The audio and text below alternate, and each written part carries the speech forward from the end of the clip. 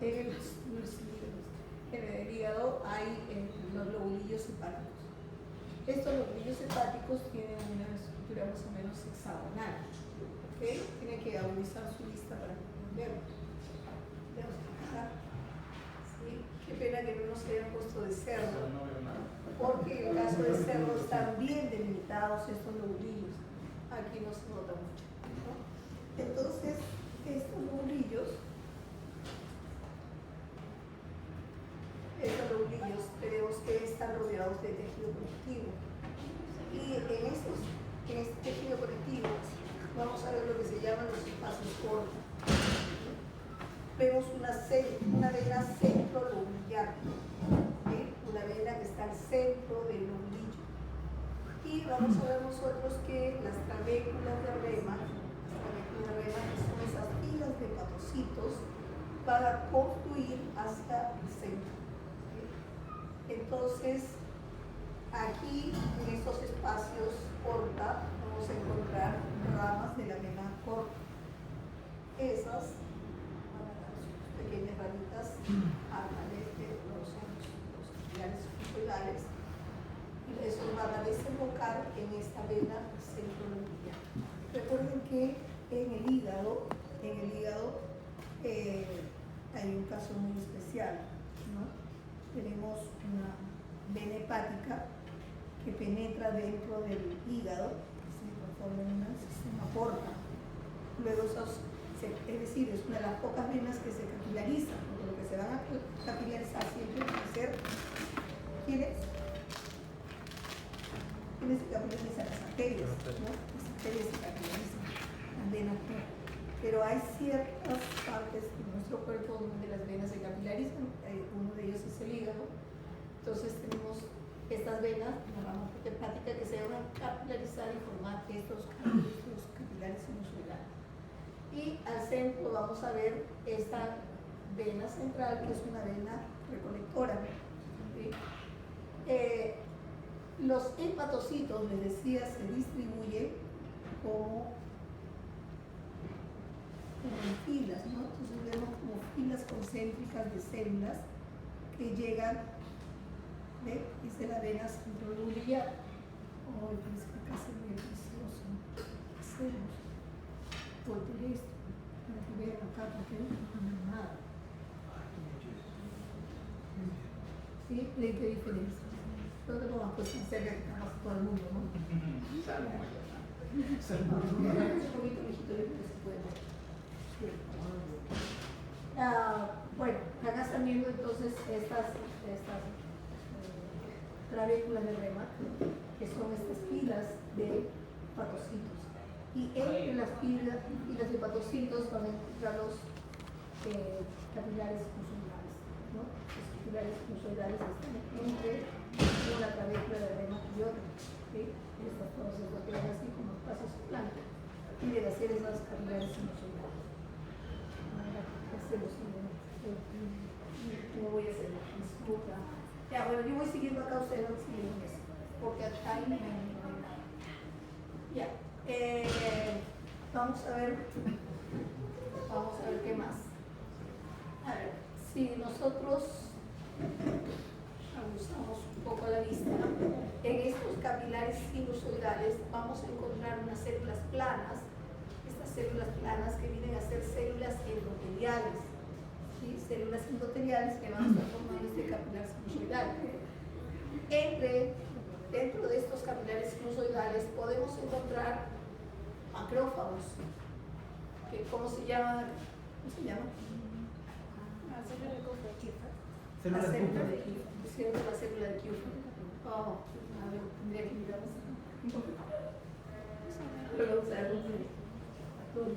acá, por ejemplo, ¿no? Esta de acá es la célula de Kupffer.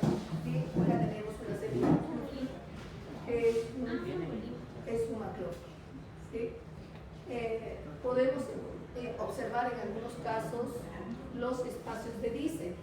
Los espacios de Dice están entre el capilar sinusoide y los hepatocitos. Como este espacio es muy delgado, a veces no lo podemos observar nítidamente, pero nos han fijado lado, vamos a dejar como acá sí hay.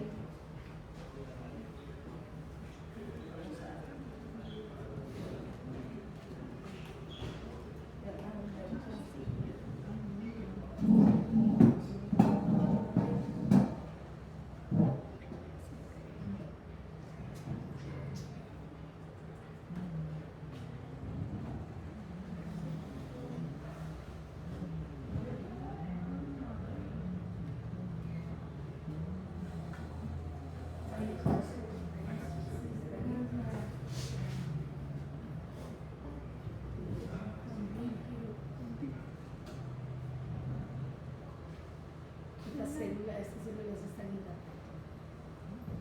Entonces miren, estos son los capilares sinusoidales. Ahí estamos viendo glóbulos rojos, están viendo por capilar sinusoidal. Y acá vemos una célula de Kupfer, ¿no? Y acá estamos viendo células planas, ¿sí? Células planas que vienen a ser las células endoteliales. Y estas células endoteliales pues forman poros muy grandes, ¿no? Forman poros bastante grandes. ¿Cómo se llama esto de acá? ¿Cómo se llaman estas filas de hepatocitos? Trabéculas de Remak, ¿no? Las trabéculas de Remak. Ahora, si nosotros miramos en las trabéculas de Remak, por ejemplo acá, en esta parte de acá, eso es justamente la formación de un canalículo biliar entre dos células, entre las partes laterales de la célula. Nosotros podemos observar estos canalículos. En algunos lados se ve un poquito mejor. Ya lo que es más enana. Vamos a procurar buscar algún lado donde se vea mejor.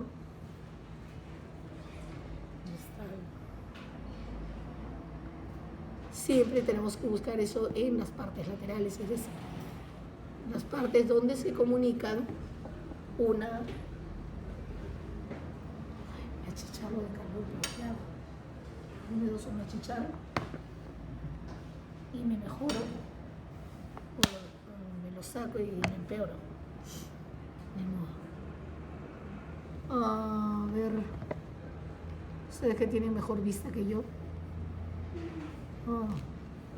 Acá, por ejemplo, acá, en este de acá, ¿no? Entre dos hepatocitos, entonces se forman canalículos biliares, ¿no?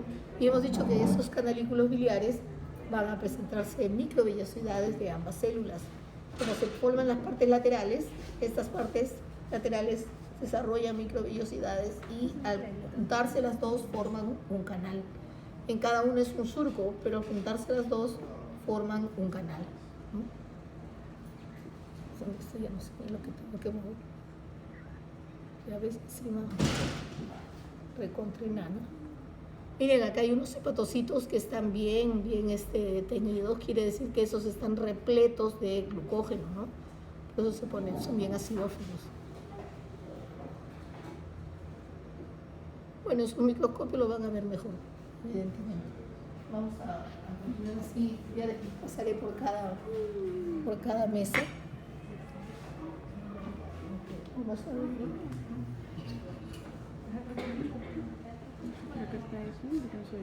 La vesícula biliar. Entonces hemos dicho que el hígado forma la bilis y esta bilis se va a almacenar en la vesícula biliar. Entonces acá estamos viendo nosotros las paredes. Ahorita dejo.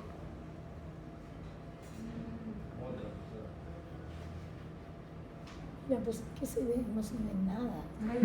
Ahí sobre acá no. Sí, pero es que yo lo tengo que estar viendo para allá. La vaca y Aquí no se ve nada. con papel. Ya. Aquí. Vamos a ver. Hemos dicho que la vesícula biliar es solamente de almacén, ¿sí? Almacenar sustancias. Y entonces, miren, tenemos esto es mi palito. Aquí. Tenemos en primer lugar la mucosa, ¿no? La submucosa, la capa muscular y la adventicia o serosa, dependiendo qué parte sea la que se ha cortado, ¿no? Entonces, si nosotros lo cambiamos a mayor aumento,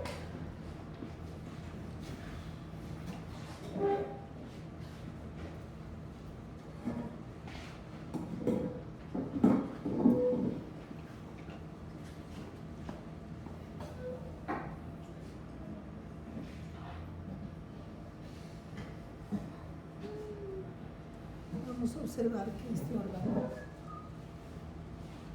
mire, se ve precioso, está rodeado por epitelio cilíndrico simple con chapa estriada, ¿sí? Y vemos que se forman estas estructuras como estructuras huecas.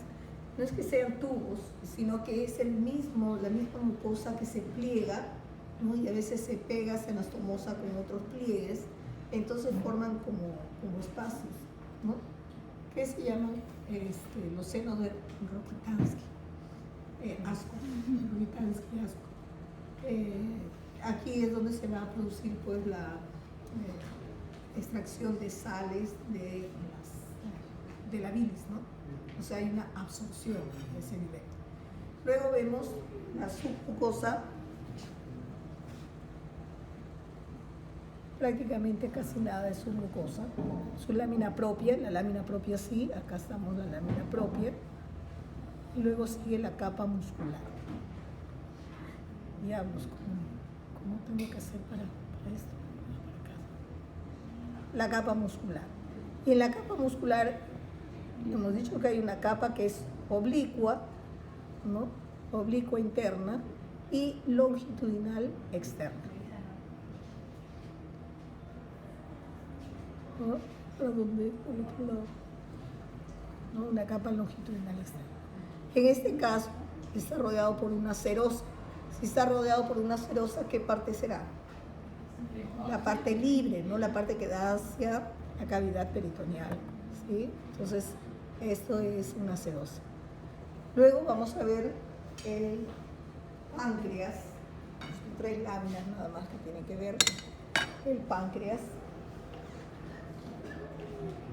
que hemos dicho que es una glándula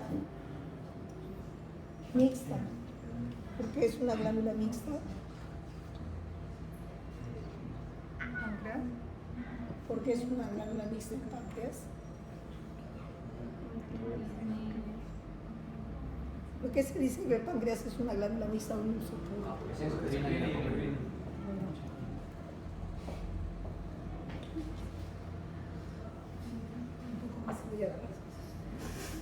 Ya. Eso ya no está prendido. Pero mire, el ventilador está apagado. ¿Por qué se dice que es una glándula mixta? Porque tiene una parte exocrina y una parte endocrina, ¿cierto?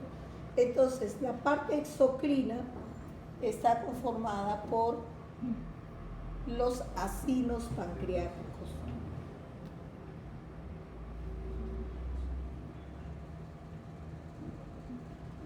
Qué pésimo, no sé si habrá otros ángulos que me puedan dar. Sí, porque acá nunca se ve, doctora. Que es horrible. Y ahí No, porque me tapas todo. esa es otra cámara. Eso es como una cámara web que se pone acá. Entonces tenemos los acinos pancreáticos que son acinos serosos. Estos acinos serosos se caracterizan porque están conformados por células piramidales truncas con núcleos basales, esféricos, células basófilas, ¿no? Células muy basófilas. Ustedes están viendo ahí que son células basófilas. ¿Por qué? Porque se van a formar ahí pues gran cantidad de enzimas digestivas. Las enzimas son proteínas, las proteínas son ácidas, por lo tanto tienen afinidad por los colorantes básicos, por eso los vemos de color morado, ¿no? Van a producir, pues, como dijimos, la glipasa, la amilasa pancreática, la carboxipeptidasa, las nucleotidasas, ¿qué más asas? La tripsina, ¿no? Se van a producir acá. Luego tenemos la parte endo. Bueno, de aquí, Ay, pero ahí no ¿qué vamos a ver ahí? Pues, ahí así no van a salir los conductos intercalares. Y estos conductos intercalares se van a reunir y van a formar conductos intralobulares. No van a formar conductos estriados como en otras glándulas, ¿no? En las glándulas salivales, por ejemplo. De los conductos intercalares forman glándulas, conductos estriados, acá no hay conducto estriado. Ni tampoco hay células mioepiteliales. ¿Cuánto estoy de aumento?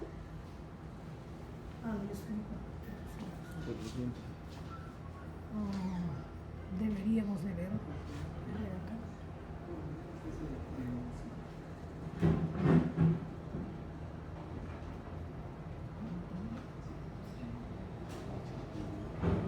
Bueno, en sus microscopios ustedes pueden buscar los conductos intercalares, que son aquellos conductos que salen de los mismos asilos, ¿no? Estos se van a reunir, van a formar conductos más gruesos, que van a ser los intralobulares, después interlobulares y después los conductos excretorios, ¿no? Y acá apreciamos un conjunto de células más claras, ¿no?, que se denominan los islotes de Langerhans.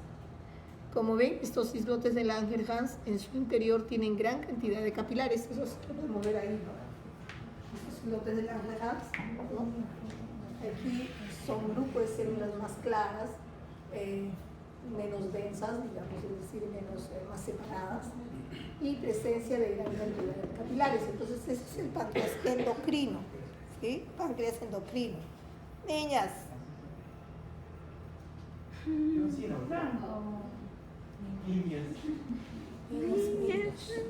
Ok, entonces en la periferia de estos islotes tenemos las células alfa.